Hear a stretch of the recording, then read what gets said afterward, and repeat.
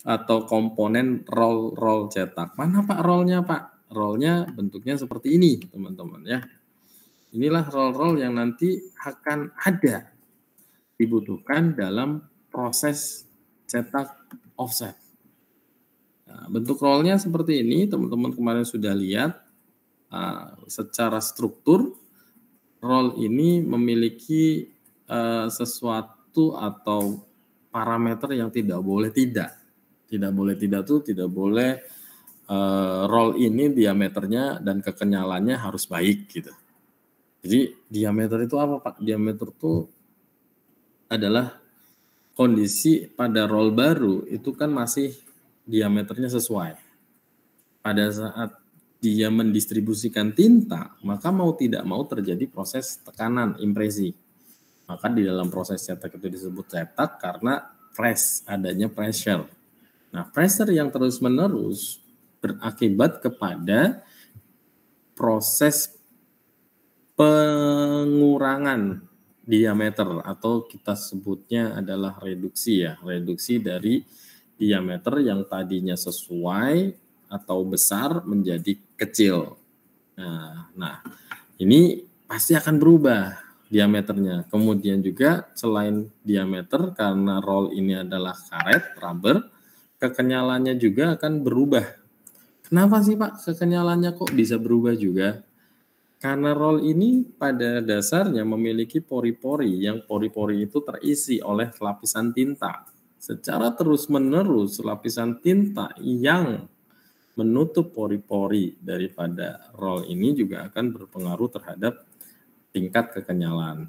Maka dua yang kita ukur dari roll. Pertama adalah diameternya, apakah masih seimbang, apakah masih sama. Seimbang tuh kenapa dibilang seimbang? Karena roll itu dari kiri ke kanan itu harus sama. Ya, tidak boleh ada yang lebih besar kanan atau lebih besar tengah atau lebih kecil bagian kiri kanannya. Jadi balancing. Kemudian kekenyalan juga sama. Kekenyalan itu nanti orientasinya pada kemampuan roll menarik lapisan tinta. Semakin dia kenyal, maka sistem distribusi tintanya dia akan menarik lebih banyak. Ya, lebih banyak tintanya. Nah, tapi tentunya kekenyalannya memiliki nilai.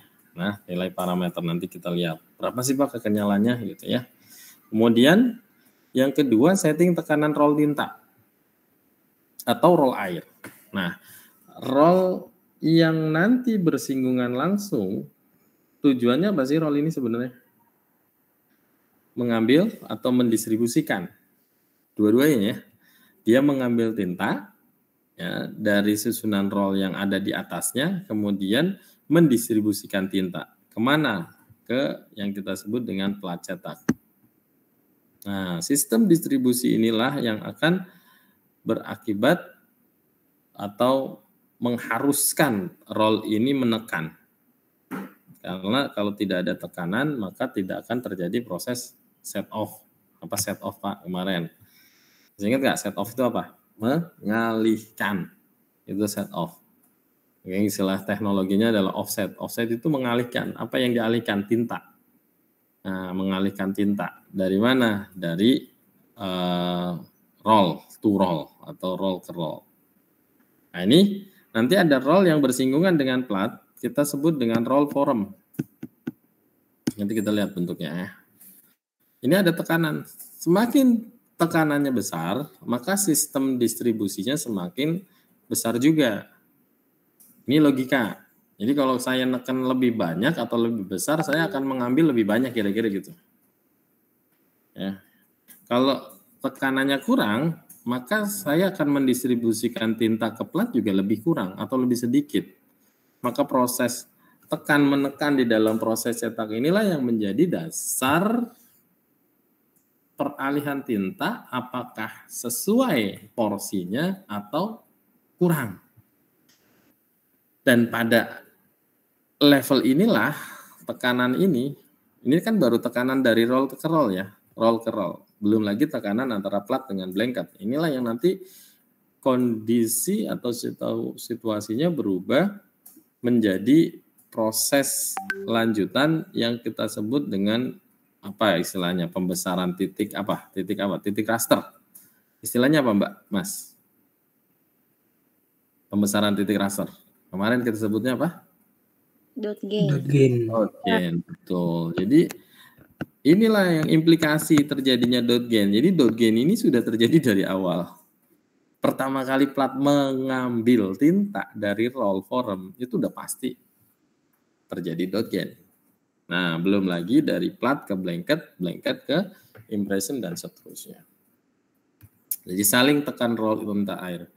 Yang ke berikutnya ini ada yang kita sebut sebagai jurnal. Pak, jurnal itu biasanya tulisan, Pak. Ya, jurnal itu artikel gitu ya, artikel ilmiah. Tapi kalau dalam konteks roll, yang namanya jurnal itu adalah bagian yang memutar roll itu, atau bagian tepi kanan atau tepi kiri pegangannya. Kalau di dalam motor tuh, kalau teman-teman yang suka naik motor itu ada laker namanya, itu jurnal ya, lakernya kiri kanan tuh.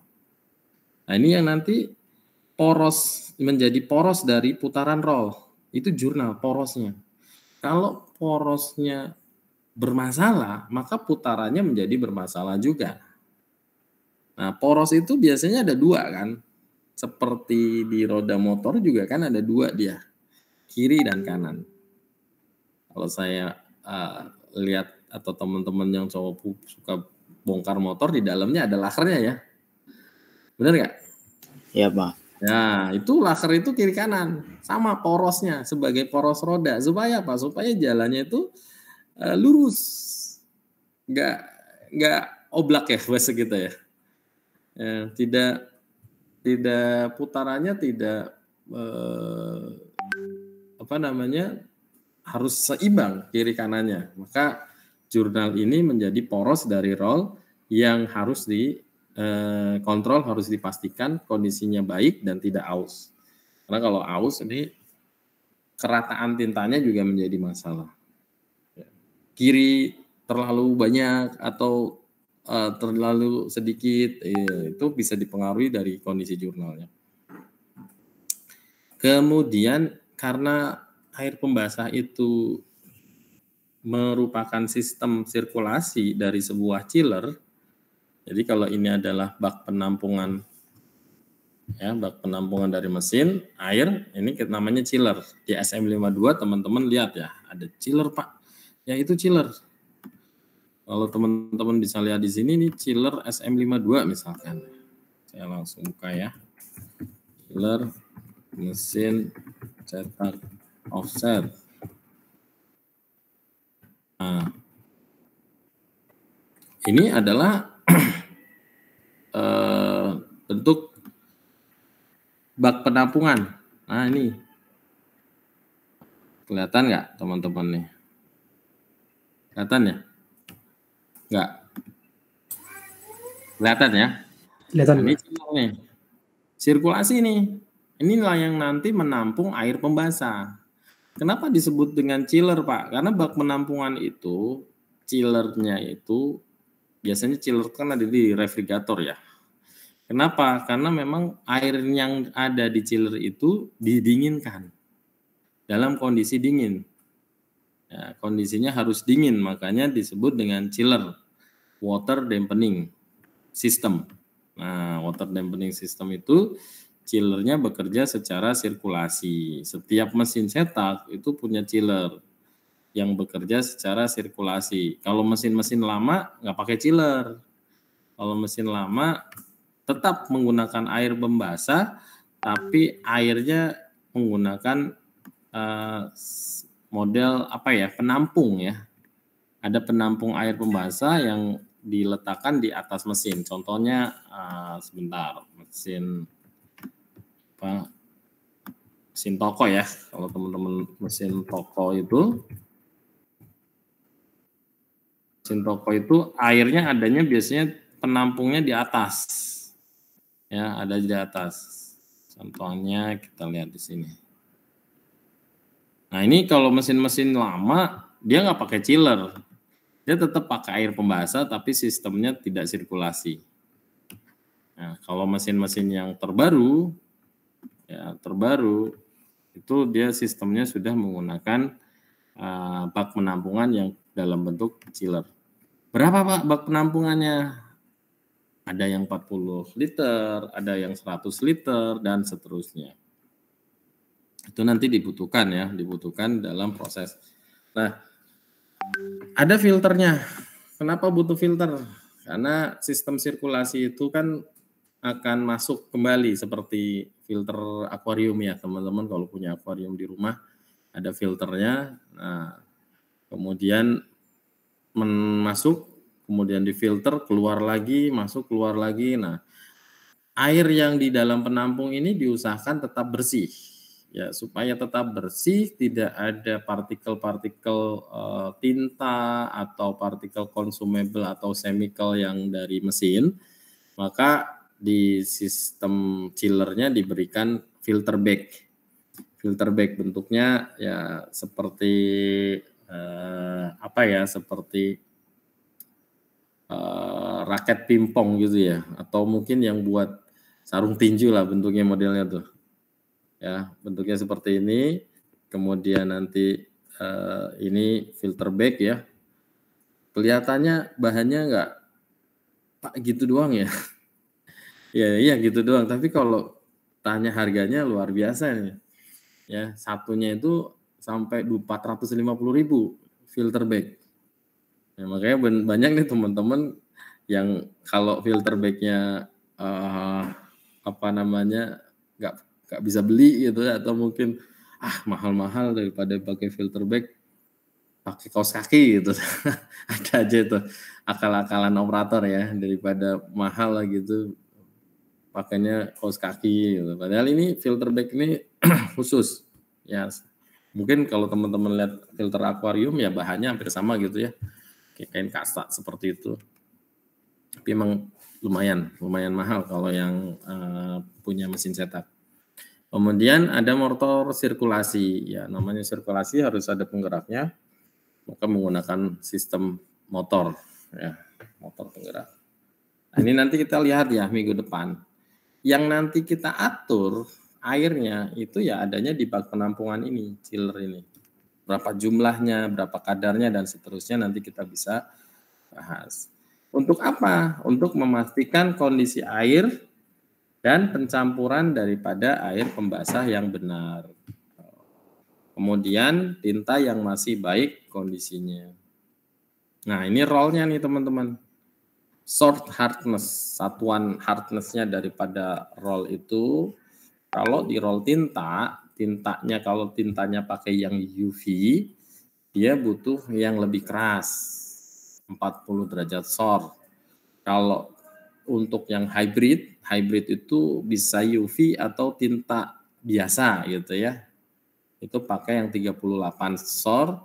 Kemudian untuk roll dampening rollnya itu lebih lunak ya, lebih lunak karena roll air itu lebih lunak dibandingkan roll tinta.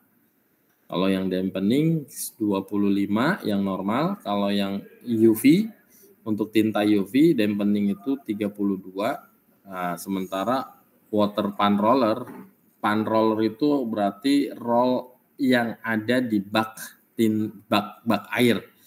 Nah, kita lihat di sini. Mana sih Pak roll bak air gitu. Nah, ini adalah roll bak, ini water pan roller. Ini water pan. Kemudian kalau yang ini adalah roll airnya. Roll air atau roll form air. Tadi clue-nya adalah setiap roll yang bersinggungan dengan silinder plat kita sebut dengan roll form. Roll form itu kalau di Heidelberg ya kita punya warna. Ada warna yellow, ada warna red, ada warna blue, ada warna white. Dan komposisi ini bukan gambar bakso ya teman-teman ya. Ini adalah gambar struktur roll yang dari air terus kemudian ini tinta ink. Makanya ink and water ya. ink and water ini yang nanti akan mensirkulate atau mensirkulasi distribusi atau sistem distribusi tinta dari roll bak penintaan dan sistem distribusi air dari roll bak air atau water pan roller. Mana dulu, air dulu atau tinta dulu? Ada yang tahu nggak? Silahkan. Air dulu. Air dulu. Kenapa air dulu? Kenapa air dulu? Airnya tetap ada terlapisi duluan sama air, jadi nanti bagian image-nya nggak akan, bagian non-image-nya nggak akan kena tinta. Oke, kalau kena tinta kira-kira akan hilang nggak? Kalau pas tintanya masuk, ya, kemudian terkena non-image. Selang berapa lama airnya kita masukkan, tersentuh nih, terkoneksi ke plat. Kira-kira tinta yang sudah terlanjur kena non-image akan rontok nggak, Mbak? Enggak. Enggak ya, karena udah terlanjur ya ngambil air tinta ya. Yes, karena kan tinta sama air itu beda. Kalau tinta kan minyak, air itu ya air. Jadi kalau misalnya tinta duluan, jadinya tuh kayak airnya langsung terjun ke bawah.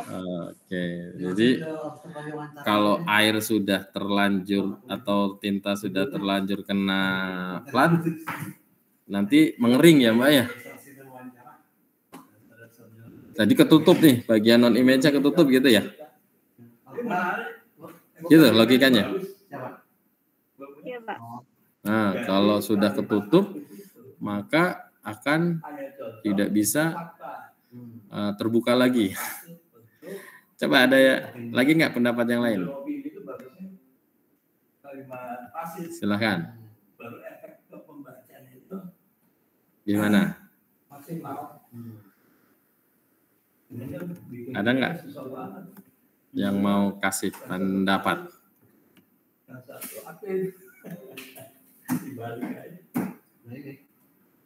Boleh?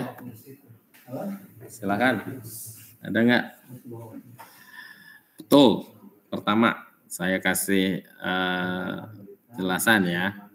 Pertama betul, air itu harus kena plat lebih dulu. Kenapa air kena plat lebih dulu? Karena plat yang masuk ke silinder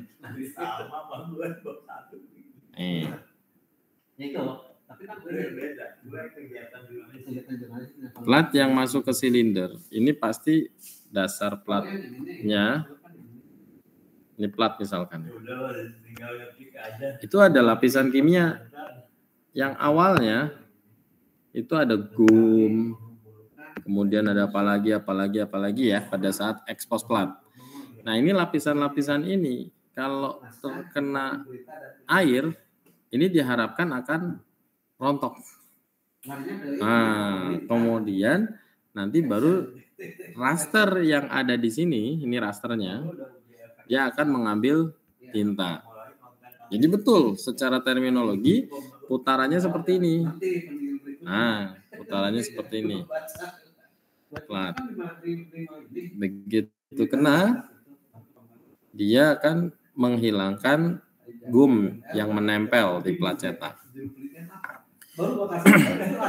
Nah, yang tadi saya tanyakan adalah gimana kalau misalkan platnya sudah terkena tinta lebih dulu. Ya, jadi putarannya dibalik. Begitu putar dibalik, maka plat ini dia akan terkena tinta. Andai kata saya masukkan tinta sian, maka ini akan ketutup semua, Mbak. Baik yang image maupun yang non-image. Kira-kira gitu ya. Nah, kira-kira gitu nih.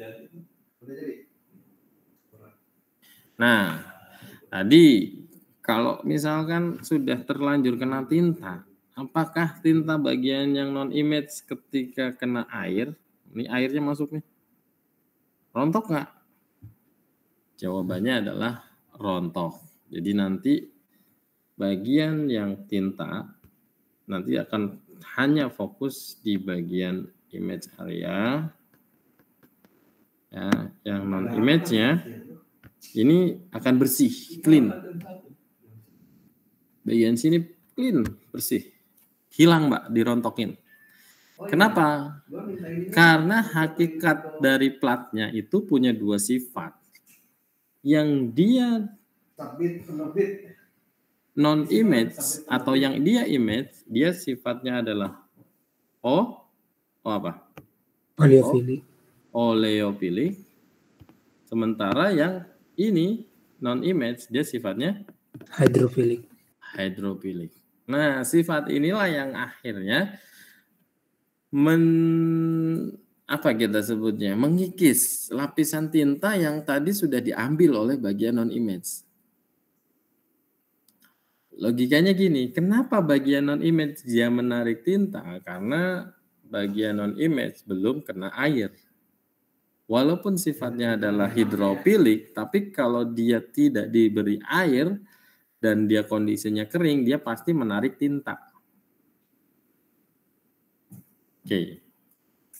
Bagaimana kira-kira? Kebayang ya? Kering nih, pasti narik tinta. Walaupun sifatnya adalah hidrofilik. Tapi begitu air masuk, gitu nih air masuknya. Begitu air masuk kena plat, maka sifat hidrofiliknya dia bekerja. Oke, saya akan menarik air, tinta silahkan keluar, silahkan hilang dari permukaan non-image. Itu cara kerja plat. Maka dari itu, kalau air ini tidak sesuai dengan yang diharapkan oleh plat, bisa jadi bagian yang image harusnya menarik tinta, dia juga bisa menarik air. Atau sebaliknya, bagian yang non-image harusnya dia fokus terhadap air, dia ikut menarik tinta. Sehingga terjadi proses yang kita sebut dengan escamping.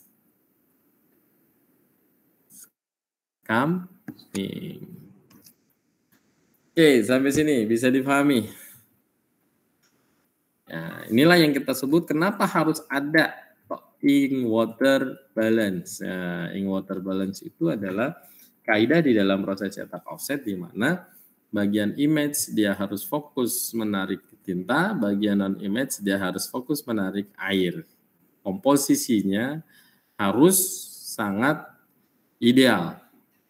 Ideal itu dalam tanda petik hasil cetaknya tidak pudar. Hasil cetaknya tidak terlalu gelap. Karena terlalu gelap juga bermasalah, kalau terlalu pudar juga bermasalah. Artinya ink water balance system.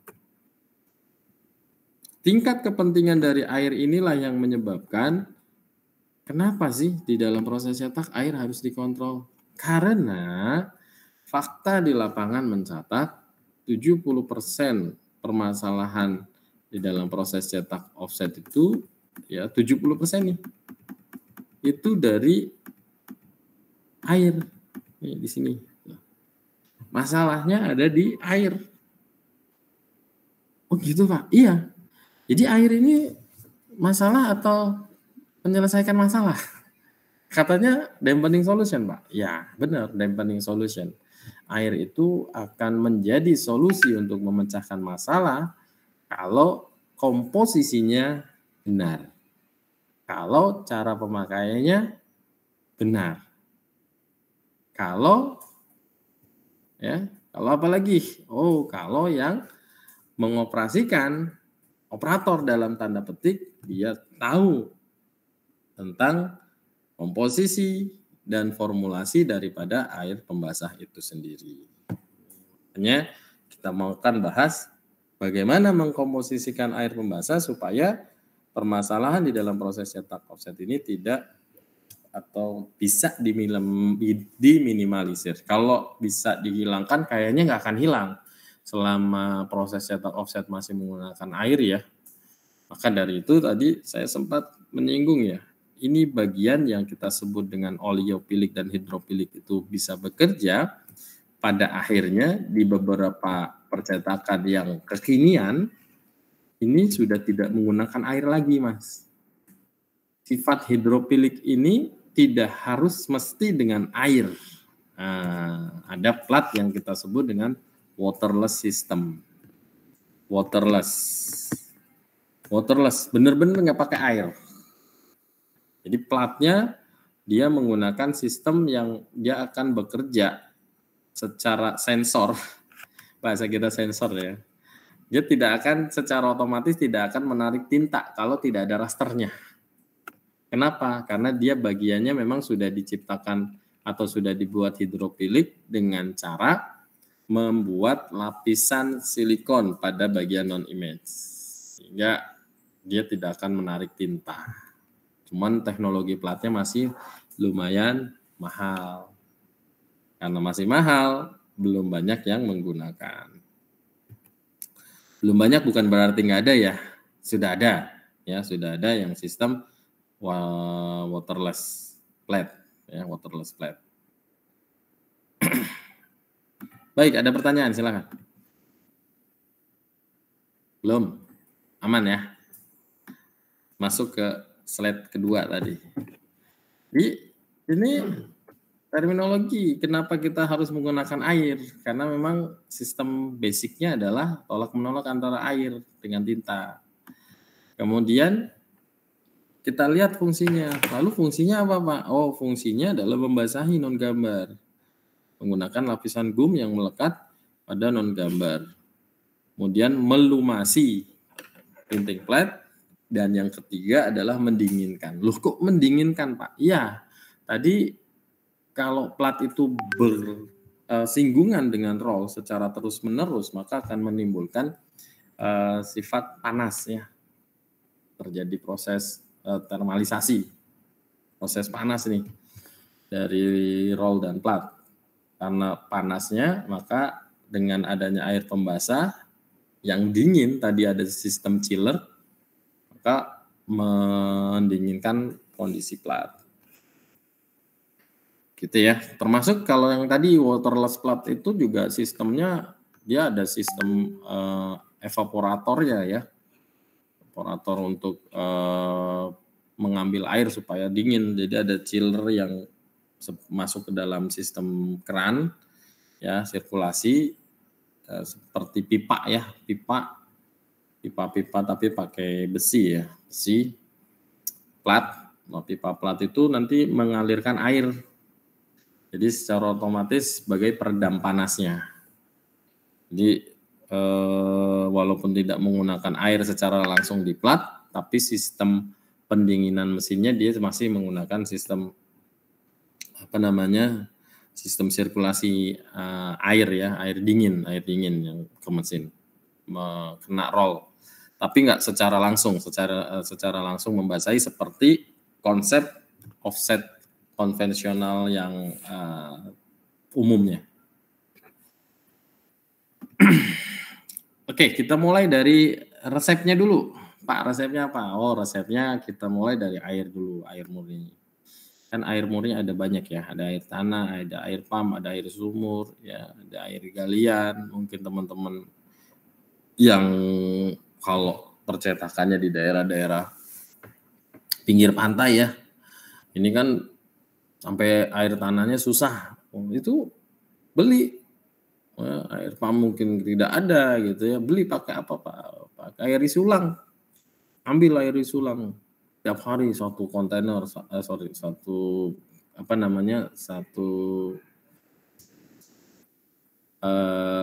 truk gitu ya, truk yang tangki itu 5.000 liter tuh isinya ya.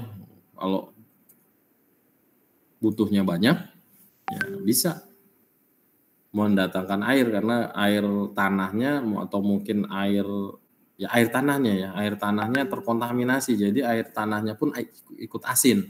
Itu daerah-daerah Pantura.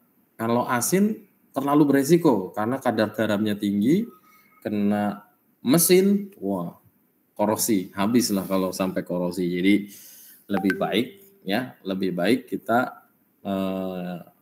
pakai air yang isi ulang tadi ya.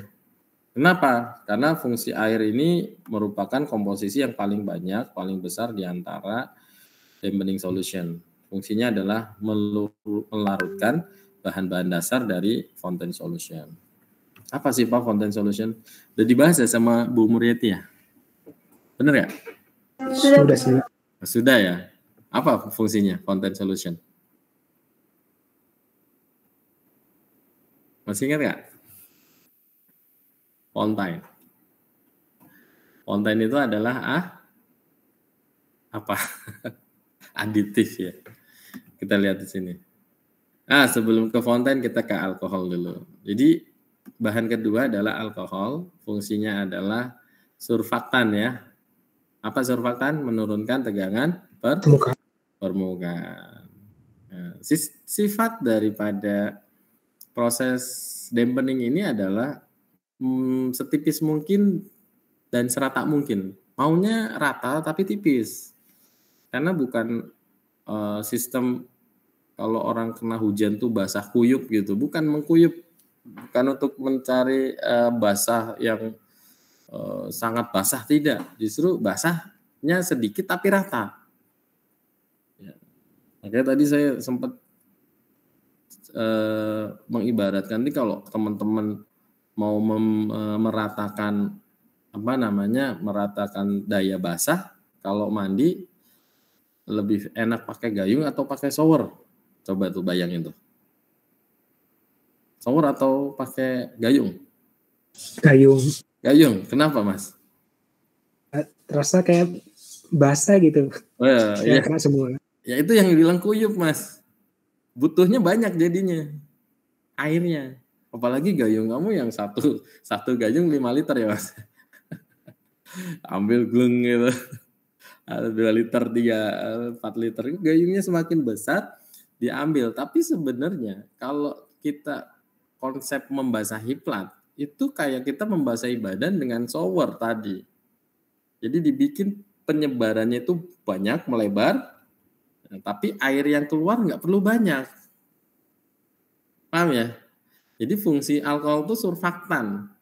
Yang tadinya daya basahnya itu tinggi, ya, tapi butuh air yang lebih besar. Jangan dibikin membesar, tapi dibikin luas. Istilahnya apa ya? Memperlebar permukaan gitu.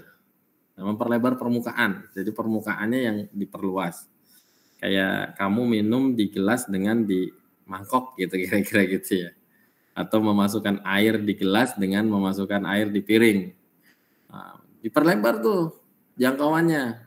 Jumlah airnya boleh sama, tapi air yang satu cenderung ke atas ya, air yang kita masukkan piring itu meluas, jadi lebih tipis. Nah, itu fungsi alkohol tuh, Mas. Surfaktan tadi. Makanya air yang di plat itu yang dibutuhkan bukan air yang banyak, sekali lagi, tapi air yang memiliki daya basah yang tinggi. Tapi sekali lagi setipis mungkin. Nah, ini yang kita sebut larutan yang ketiga adalah fountain solution sebagai aditif yang memiliki fungsi mengurangi masalah-masalah pada waktu pencetakan. Loh, masalah apa? Masalah pada air. Air murni itu pH-nya adalah berapa kira-kira? Air murni. 7 kira-kira ya. Nggak semuanya 7 sih. Ada air murni yang pH-nya sampai 11. Itu jadi air ajaib tuh. Ya, begitu pH-nya 11, semua air ajaib nih. Ya, jadi air yang apa istilahnya sekarang nih? Ya, lebih mahal kan? Oksi gitu ya. Bener nggak? Ada yang diolah, ada yang hasil olahan, ada yang dari mata airnya, pH-nya sudah tinggi. Luar biasa tuh.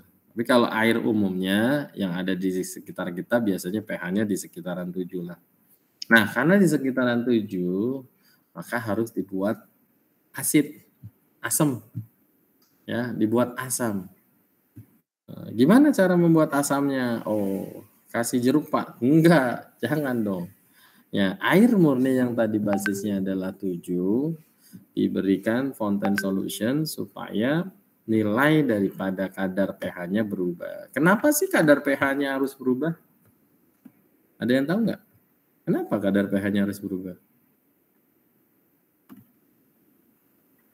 Karena Sifat daripada plat tadi ada oleofilik, ada hidrofilik. Sifat plat yang hidro dan oleofilik itu bisa bekerja kalau pH-nya sesuai. Berapa pH yang sesuai?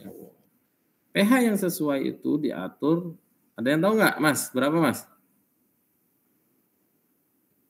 Waalaikumsalam. Berapa pH-nya? Sampai 6 kalau nggak salah Pak, pH yang diatur. Sampai 6, tinggi dong. Jangan sampai 6. Cukup maksimal 5,5 ya. 5,5 dari 4,5 deh. Tapi optimumnya ada di angka 5 nih. Iya, Pak, ada kan udah dikotakin nih. Ya, silakan. Assalamualaikum. Jadi optimumnya di 5.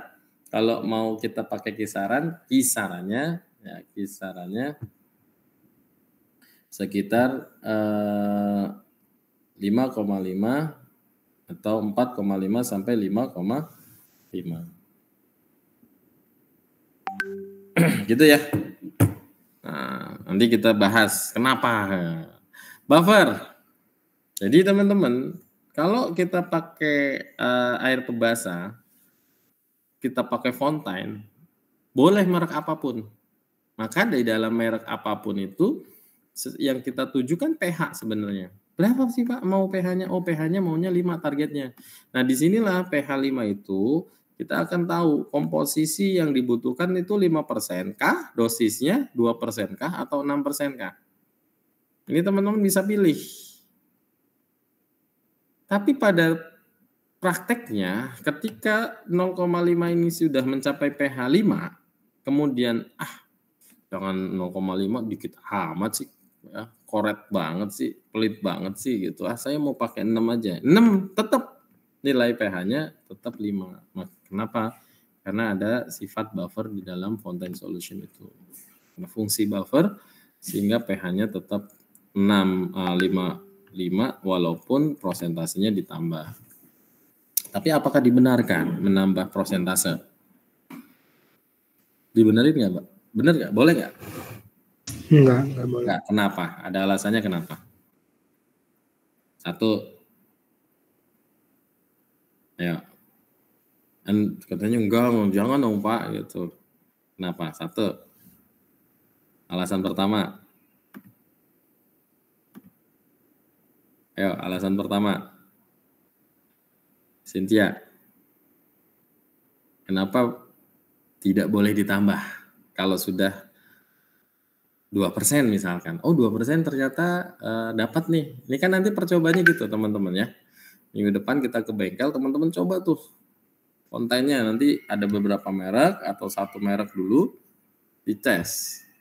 Mau pH-nya berapa? Oh, pH-nya harus 5, Pak. Berarti airnya diukur dulu. Biar airnya pH-nya berapa? Oh, 7, Pak. Silahkan tambah.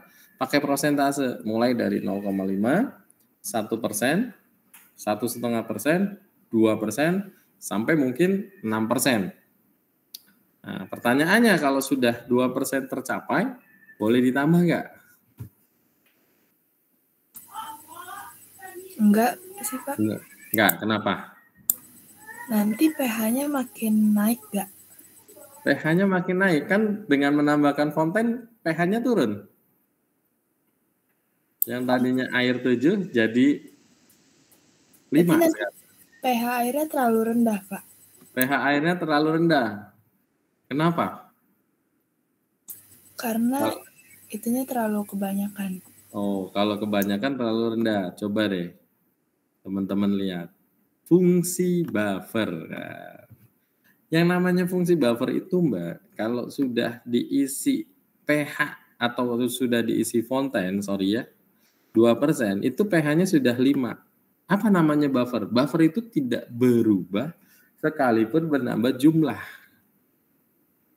Itu buffer, stabil. Jadi kalau 2% kemudian ditambah 6%, mau tambah 10% pun tetap nilai pH-nya tetap di 5. Tapi kenapa tidak boleh? Karena 1.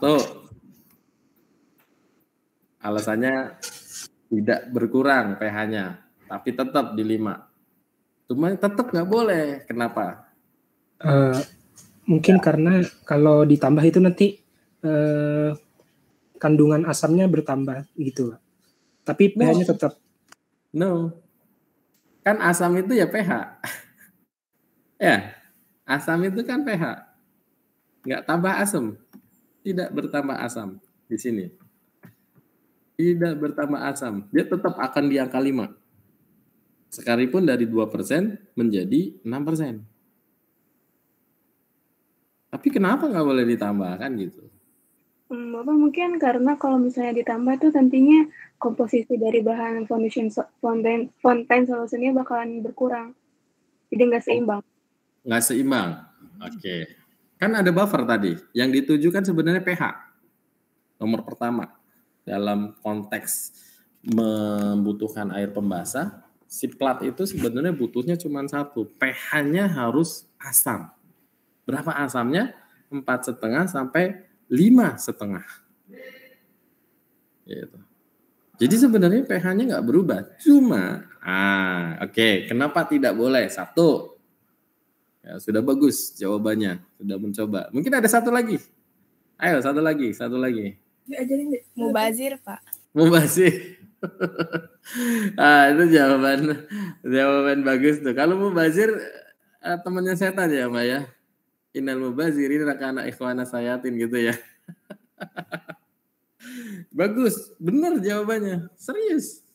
Nomor 1 ya, sebelum mubazir, nomor 1 secara teknis di dalam proses yang namanya pencampuran antara fontaine dengan air itu akan merubah sifat dasar daripada air itu sendiri.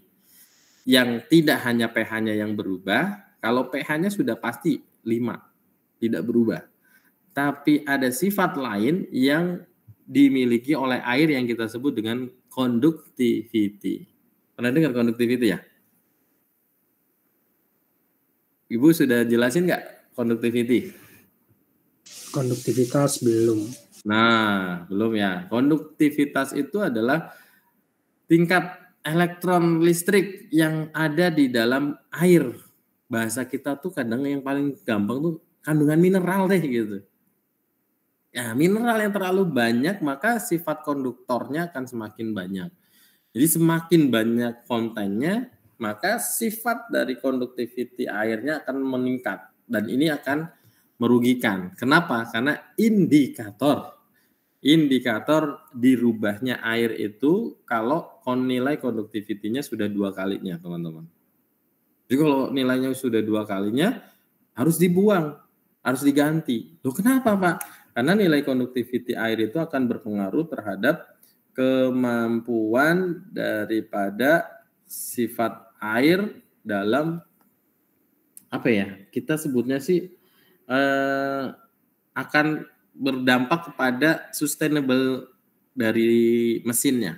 Jadi roll itu kalau conductivity-nya terlalu tinggi, maka potensi terjadi kerusakan rollnya itu lebih besar. Maka indikatornya conductivity itu kalau sudah 2 kali, yuk ganti gitu. Nanti kita ketemu di slide berikutnya. Yaitu conductivity, itu yang pertama. Yang kedua, ya selain dari nilai conductivity, benar tadi cost, mubazir, buang-buang saja. Kita kan nggak berkebutuhan gitu ya. Bahkan kecenderungannya adalah dapat nilai conductivity-nya. Terus tetap berpikir, Pak nggak apa-apa, yang penting pH-nya tetap tercapai. Enggak. Sekalipun pH-nya tercapai, tapi conductivity-nya naik. Yang kedua, kamu buang-buang uang. Emang mahal, Pak? Ya lumayan. Ya, kalau prosentasenya adalah 5% atau 2% kan dari total tangki. Tangkinya ada 40 liter atau 100 liter. Nanti kamu bisa hitung. Gitu ya. Kemudian slide berikutnya ini ada lapisan gum. Jadi di dalam fontaine solution tuh ada gumnya juga supaya mengikat air pembasah ya. Mengikat. Kemudian ada anti-foaming. Anti-foaming itu defoamer. Defoamer itu berfungsi supaya tidak terjadi busa. Kan air kalau sirkulasi, biasanya kalau teman-teman lihat filter akuarium ya, itu suka berbusa ya. Nah itu nggak ada anti-foamingnya tuh. Seharusnya tidak berbusa, karena kalau berbusa, kalau di dalam sistem kerja membasahi plat, ada bagian yang tertutup, tidak rata pembasahannya. Ini justru akan bermasalah ya. Lebih baik fonten yang bagus itu ya yang ada anti foamingnya. Kemudian saya nggak bahas ini, anti karat. Nah ini tadi, Pak kan asam Pak. Ya, kalau sifat asam itu akan berpengaruh terhadap sifat korosi sebuah benda metal. Makanya teman-teman kalau suka kena air hujan ya, itu kan gampang berkarat tuh. Nah, ini salah satunya kenapa air hujan itu sifatnya adalah asam. Nah, karena air yang dikasih fonten itu menjadi asam, maka di dalam fonten itu wajib ada anti karatnya supaya tidak merusak. Apalagi kalau urusannya dengan mesin ya. Nah, ini bahaya banget. Yang keenam ya, antibakteri.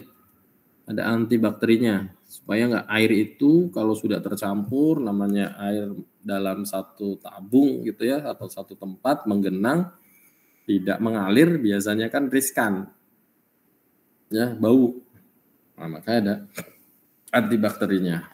Fungsinya adalah membunuh bakteri yang berada di dalam fonten solution. Berikutnya ada surfaktan. Nah Pak, ini agak nyambung nih sama yang fonten tadi dengan IPA. Jadi cerita surfaktan itu adalah tegangan permukaan. Betul. Di beberapa kasus FS itu fonten solution. FS bukan Ferdi Sambo ya Mas ya. Ini ngomong kayak FS semua. FS itu fonten solution itu ada sifat surfaktannya.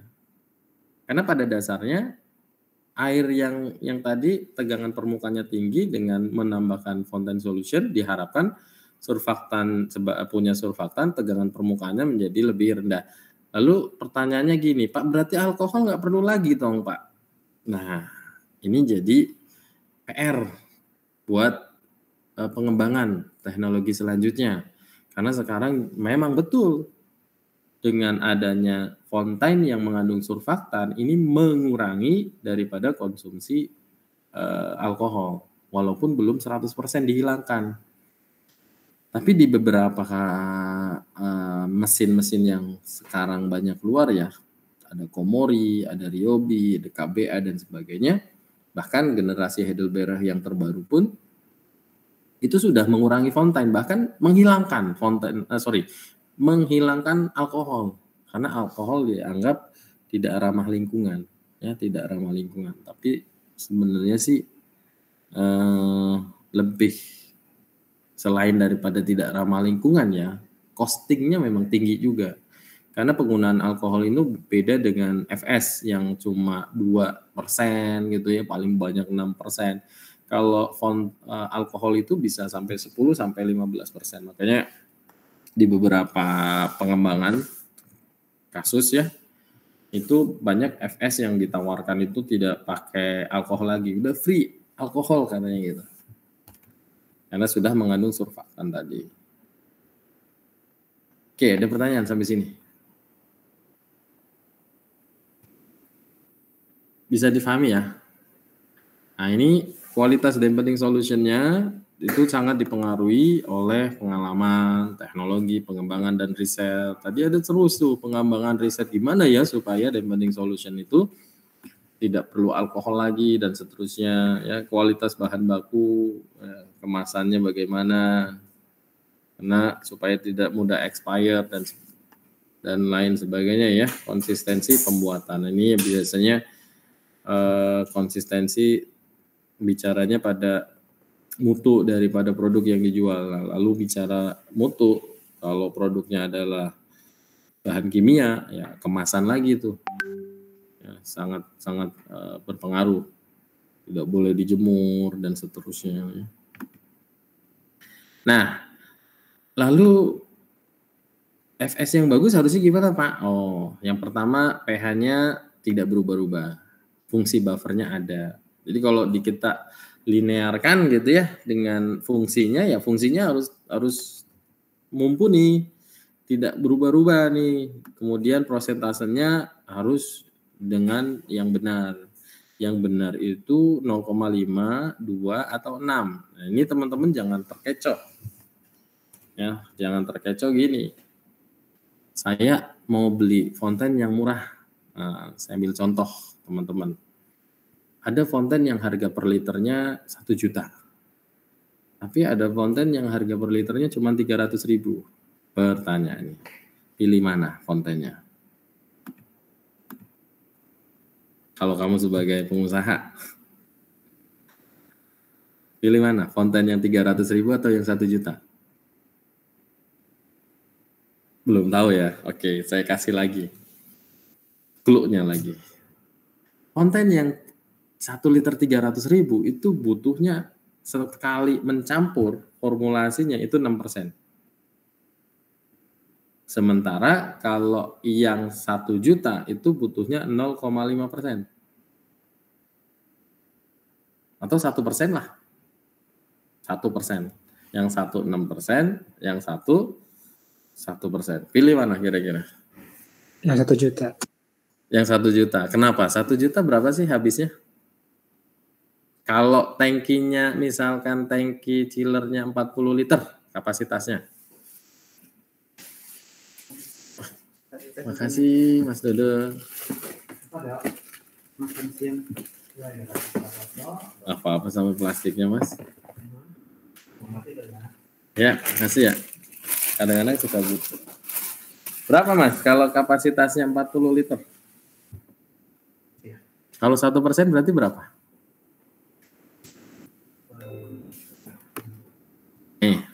Hitung ya. Saya pakai fonten harganya 1 juta. Butuhnya 1%. 1 bagi 100 kan? Benar nggak? Dikali 1 juta. Kali berapa? 40 ya? 40 liter kan kapasitasnya. Berarti 0,4 ya. Kali 1 juta. Apa tuh?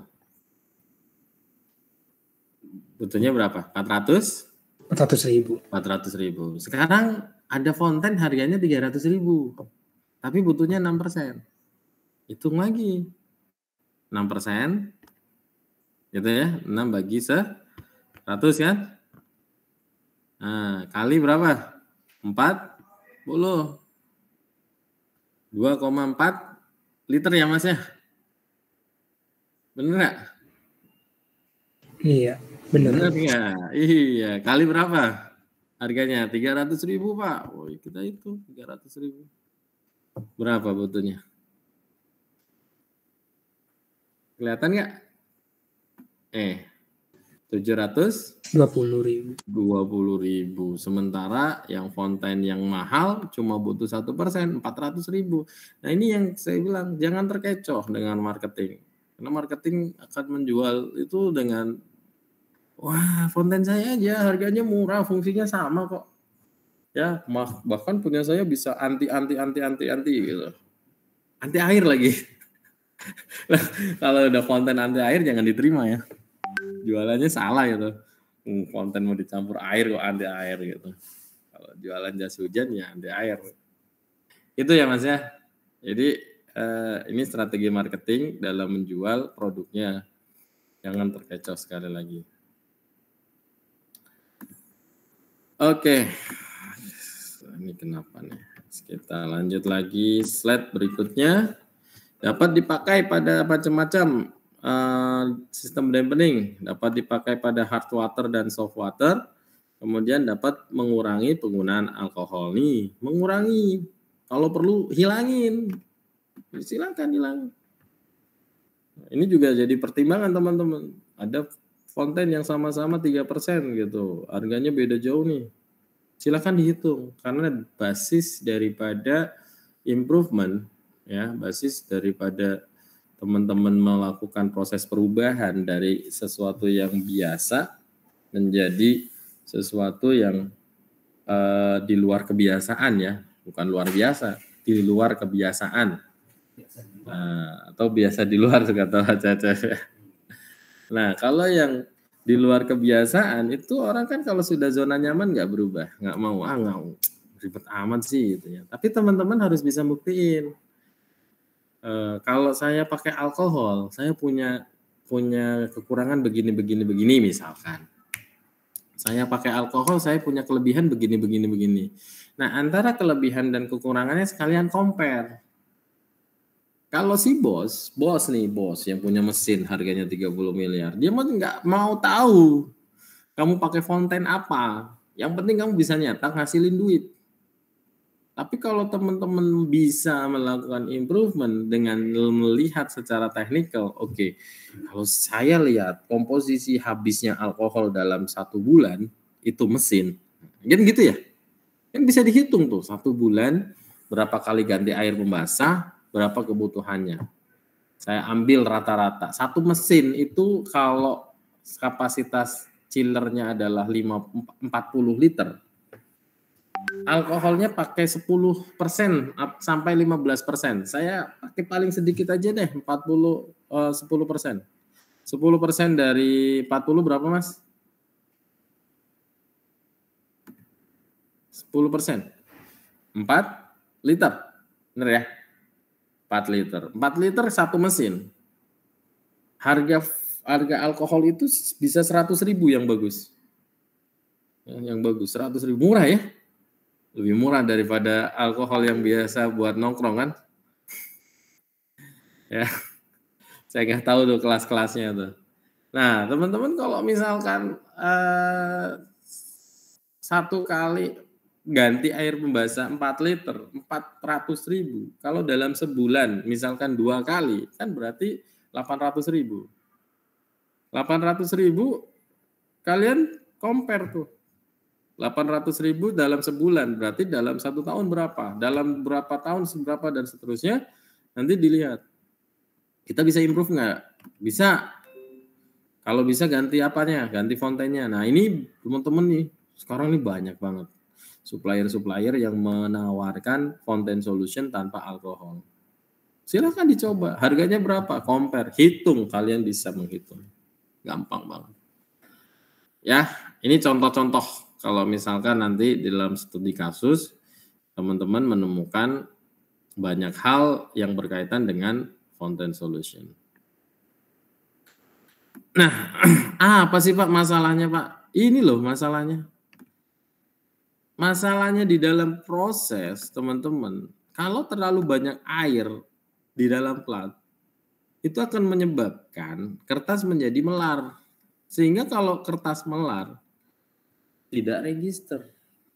Nyetak nggak register, gimana? Tolak. Ya, ini yang menjadi permasalahan. Kemudian, kalau terlalu banyak air ke dalam tinta menyebabkan emulsifikasi atau scamming. Kita lihat di sini. Gimana dong Pak? Kualitas cetak supaya bagus. Supaya bagus adalah untuk mendapatkan kualitas cetak yang baik dan cepat, maka perlu mengurangi air pada printing plat. Tadi saya katakan, you mandi pakai gayung sama mandi pakai shower, daya basahnya gimana? Lebih besar yang mana? Lebih besar pakai gayung ya Mas ya? Lebih besar pakai gayung. Tapi kalau pakai gayung, berapa banyak air yang kamu butuhkan untuk membasahi semua badan? Dibandingkan pakai shower. Kebayang maksud saya? Jadi ini kita compare. Kalau tujuannya adalah membasahi tapi setipis mungkin, maka kamu yang dibutuhkan adalah volume airnya jangan terlalu banyak. Tapi daya basah airnya yang kamu kejar. Contohnya apa tadi? Oh, kalau kamu mandi berarti pakai shower aja. Kalau pakai shower kan enak. Gitu kan? Dibikin besar, jadi kan daya basahnya akan merata, membasahi. Itu yang saya maksudkan. Paham kira-kira? Clear ya? Gampang lah. Nah, ini potensial hidrogen tadi sudah kita bahas. Fontaine solution pada umumnya baik digunakan 4,5 sampai 5,5, sementara air adalah 6,5 sampai 7, disebut dengan netral. Selanjutnya, ini terjadi kontaminasi biasanya dari kertas atau sifat asid, kertas, alkali coating, dan bahan pencuci roll. Apabila pH tinggi, lebih dari 5,5, gum tidak bisa melekat dengan baik pada non-image, sehingga menyebabkan scumming. Ya, selain itu, tintanya jadi lebih lambat kering. Sementara kalau pH-nya di bawah 3,5, maka plat itu bisa menjadi rontok. Jadi kalau teman-teman nerima air, ini kan kasusnya Pak, saya menemukan air kebetulan pH-nya tinggi Pak, jadi gampang kasih fontaine rendah. Kalau air murni tiba-tiba ini misal nggak ada air, tiba-tiba kita punya air pH-nya 3,5, gimana? Bisa nggak dipakai? Airnya 3,5, diapain? Dinaikin dulu pH-nya. Dinaikin pH-nya. Naikin pH dengan apa? Pakai fontaine lagi nggak?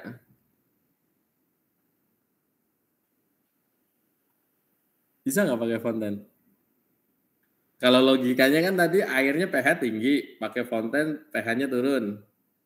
Sekarang airnya pH-nya udah rendah. Naikin pakai apa? Cari tahu ya. Ya coba menaikkan pH air itu dengan apa gitu? Pernah tahu nggak? Suka minum air itu nggak? Air oksi gitu ya? Apalagi tuh? Air yang bagus itu kan sekarang katanya pH-nya harus tinggi ya. Ada yang tahu nggak kenapa pH-nya tinggi? Ayo, ada yang tahu nggak? Kalau dari teori air pembasah, kenapa kita harus makan minum air yang basah daripada air yang asam?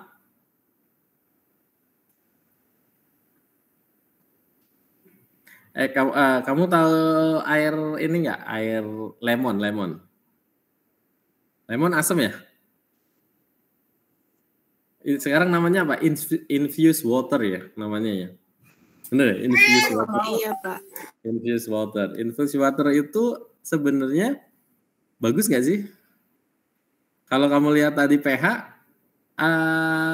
infused water kan pakai lemon ya. Lemon asam atau basah sih sebenarnya? Asam. Asam. Rasanya. Kalau airnya? Coba pernah ukur nggak tuh pH-nya?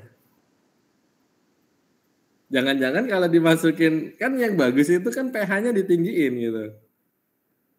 Kok kenapa makan minum itu sekarang infused water malah pakai lemon jadi asam? Pernah mikir gitu nggak kira-kira nih? Ini saya bayangan saya nih. Kalau saya bilang asam kan ibaratnya kamu lihatnya selalu Pak asam. Kalau kayak di gambar ini nih. Apa yang kamu lihat? Asam. Apa yang kamu lihat? Ya. Asid, asam, lemon ya. Coba pertanyaan saya. Bagus nggak berarti?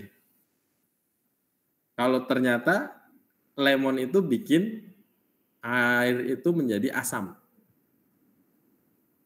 pH-nya. Ingat pH-nya. Kalau rasanya pasti asam lah ya. Bagus nggak berarti kira-kira? Mungkin tergantung kebutuhan sih, Pak. Tergantung kebutuhan. Kapan kita butuh asam, Mbak?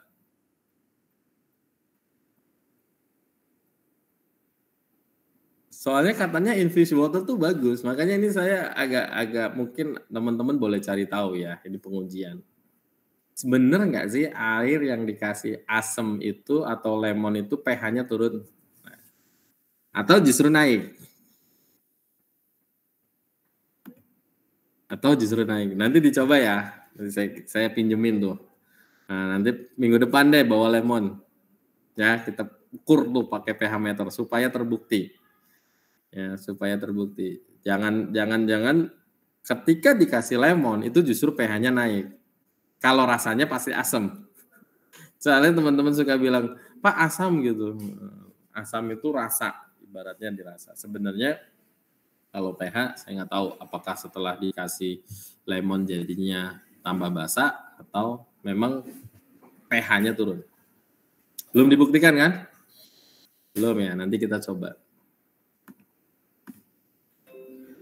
Oke, saya pikir sisanya slide-nya masih banyak, ada 45. Teman-teman nanti baca ya, ini bagian conductivity, kaitannya dengan tadi makin banyak Fs, makin tinggi angka conductivity-nya, karena itu maka prosentase dapat diukur dengan conductivity meter. Ada alatnya nanti kita ukur. Ini dosis. Fountain solution 0,5%, 1% conductivity-nya naik. Tadi saya sampaikan di awal. Kenapa saya nggak ngejar ke angka 3, Pak, atau 6%? Kenapa? Karena conductivity-nya akan naik selalu. Sementara conductivity ini digunakan untuk mengukur apakah air kita akan ganti atau belum. Kalau nilainya adalah gila conductivity-nya 2 kali dari angka awal tuh ini Mbak, setelah dicampur nih, sudah campur alkohol, sudah campur fountain solution, air murni, nilainya 1,5 dan kebetulan setelah dosis 1,5 itu di angka 750, berarti setelah angka 1.500 ini nanti kamu boleh ganti. Ya, dosisnya jangan ditambah, ingat bukan menambah dosis daripada fountain solution, tapi dosis daripada fountainnya tetap, tapi dia akan bertambah conductivity-nya. Tadi saya sudah jelaskan kenapa conductivity-nya bertambah, karena dalam sirkulasi partikel-partikel yang ada di dalam roll seperti tinta, plat cleaner, kemudian ada washer dan sebagainya, itu ikut tersirkulasi masuk ke dalam tangki atau chiller. Maka conductivity-nya secara otomatis dia akan naik. Ada beberapa yang mengakali, ya, tapi kita nggak usah, kita ikut sistem. Conductivity itu bisa turun loh, caranya gimana?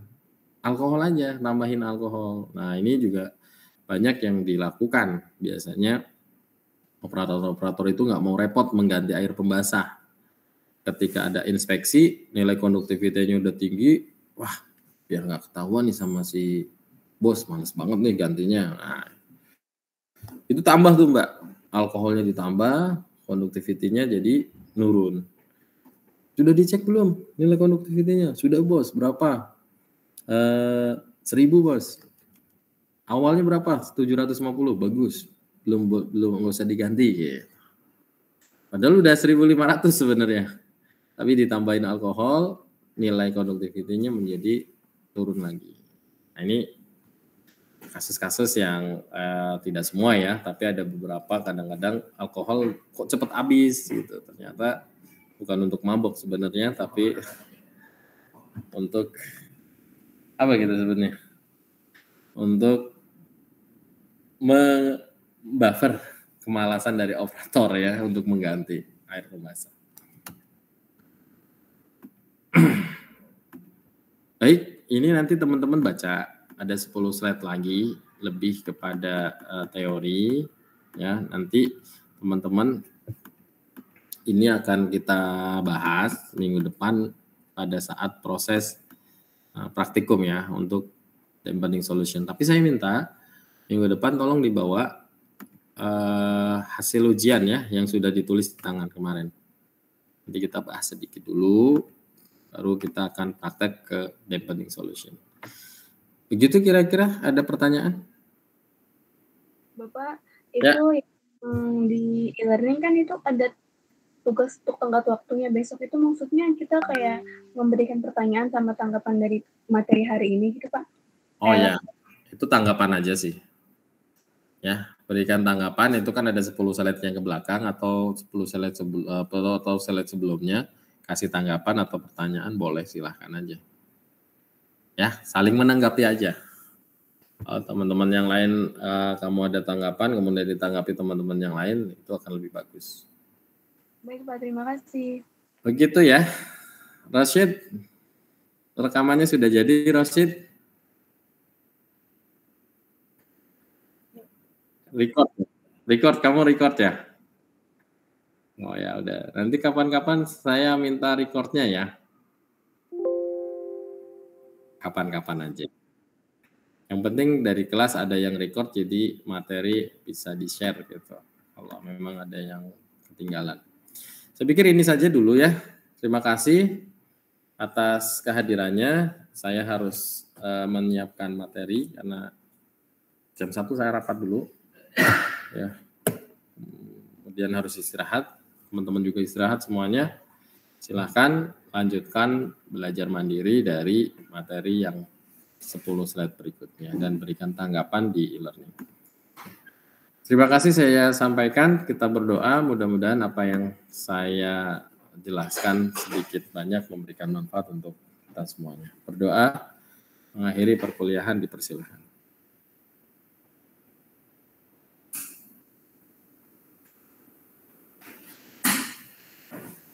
Berdoa selesai. Selamat siang. Assalamualaikum warahmatullahi wabarakatuh. Waalaikumsalam warahmatullahi wabarakatuh. Waalaikumsalam. Terima kasih. Nggak hilang. Absen Alfa ya? Agak lain. Gua Alfa. Gua udah absen jam 10 di kereta. Terus gua masuk. Gua kertas ulangannya basah, udah kena hujan. Gimana ya? Tulis ulang.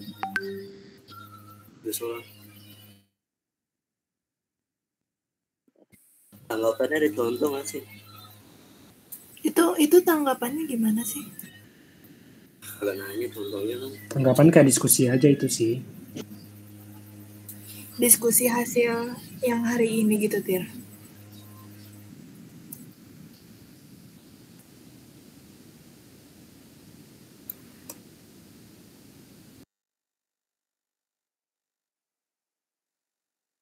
Iya, kalau ada yang ditanya tinggal tulis aja situ. Kan yang lain juga bisa lihat yang ditanya apa. Tapi kalau kagak nulis apa-apa boleh nggak sih? Nggak boleh. Lu goblok nanti. Lah, yang bener. Emang harus banget ya? Harus banget nanya.